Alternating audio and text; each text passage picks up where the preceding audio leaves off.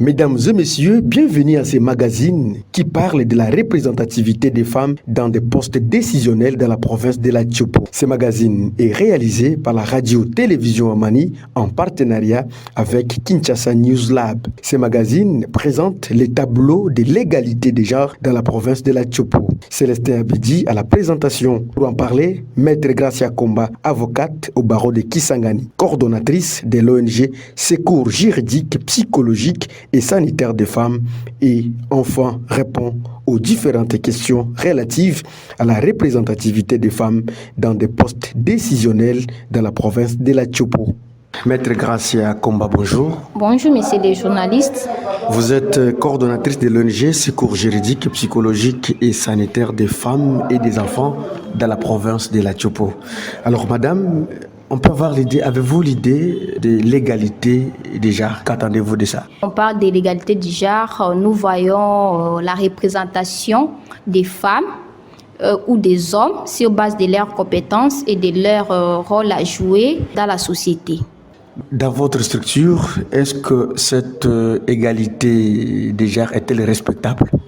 Merci beaucoup. Dans notre organisation, nous dirons que nous avons même eu à dépasser le pourcentage exigé pour parler de la représentation, où nous trouvons il y a 60% des femmes et 40% des hommes qui sont dans notre organisation. Donc c'est vraiment respecté et nous avons même fait l'exception.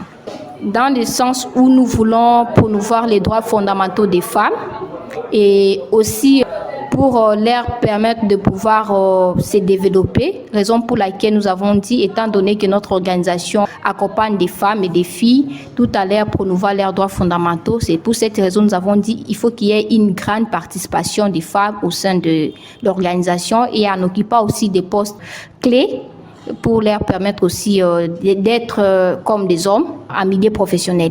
Et dans la province de la Tchopo, cette égalité des genres est-elle respectable, madame? Bon, dans la province de la Tchopo, je dirais qu'il y a une faible représentation des femmes où nous trouvons dans des différentes divisions provinciales. Vous verrez qu'il n'y a qu'une seule femme, par exemple au niveau des divisions des mines. Là, on trouve qu'il n'y a qu'une seule femme qui occupe des postes décisionnels. Même chose, et division du genre aussi, famille et enfants, vous trouvez qu'il y a toujours une seule personne. Nous aussi, nous sommes des avocats. Vous verrez qu'il n'y a qu'une seule femme qui est aussi membre du Conseil de l'ordre, ce qui justifie que dans la province de la Tchopo, il y a vraiment une faible représentation des femmes au niveau des postes décisionnels. Et à l'Assemblée provinciale alors?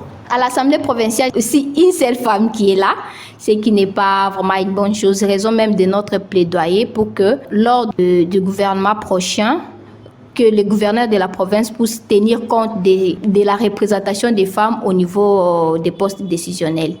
Vous avez remarqué qu'il y a une faible représentativité des femmes dans des postes décisionnels. Qu'est-ce qui est à la base? Il y a plus les illusions que les hommes font des femmes en disant qu'ils ne sont pas capables, en disant qu'ils sont incompétentes. Tout ça, ça résume sur la sous-estimation que les hommes font à l'égard des femmes. Mais cela est fondé? Je dirais non, parce que les femmes ont des potentialités même plus que les hommes. Il y a même, lorsqu'on dit là où la femme dirige, il y a toujours un changement. La femme a des potentialités et des capacités, compétences pour pouvoir diriger une société, diriger même un pays. Je m'aime féliciter le président de la République pour la nomination de la première ministre. Cela montre déjà une bonne chose et qui contribue même à l'avancée significative de la participation des femmes dans des postes décisionnels, ce qui est vraiment à féliciter et aussi que les hommes puissent emboîter les pas. Qu'est-ce qu'il faut faire pour remonter cette pente qui est égalité? Merci beaucoup. Pour essayer de remonter cela, nous devons utiliser l'approche de la masculinité positive. Où lorsqu'on parle de la masculinité positive, nous voyons que c'est une approche qui permet aux hommes de pouvoir laisser leur comportement violent tout en adoptant un comportement non violent, en accompagnant les femmes pour promouvoir leur leurs droits fondamentaux et aussi lutter contre toute forme de violence dont elles font face.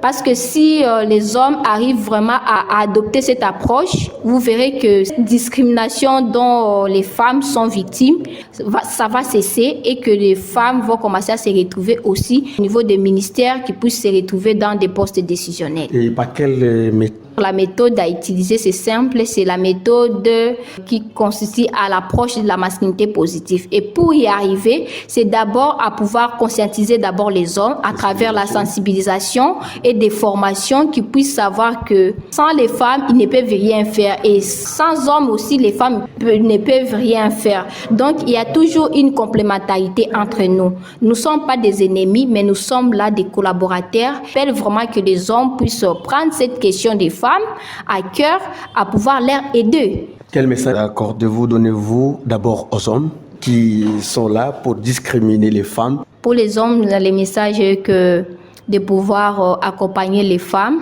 parce que tout ce qu'elles peuvent faire intellectuellement ou professionnellement, les femmes aussi peuvent les faire. Qui puissent au moins emboîter les pas de notre président de la République qui fait déjà la promotion des droits fondamentaux des femmes à travers la masculinité positive, raison pour laquelle on l'appelle même les champions de la masculinité positive en Afrique.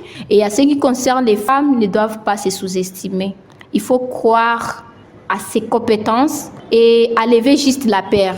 Alors que j'ai toujours eu l'habitude de dire le pouvoir, c'est le vouloir. Nous sommes arrivés à la fin de ces magazines. Vous avez suivi Maître Gracia Komba qui a répondu à nos différentes questions.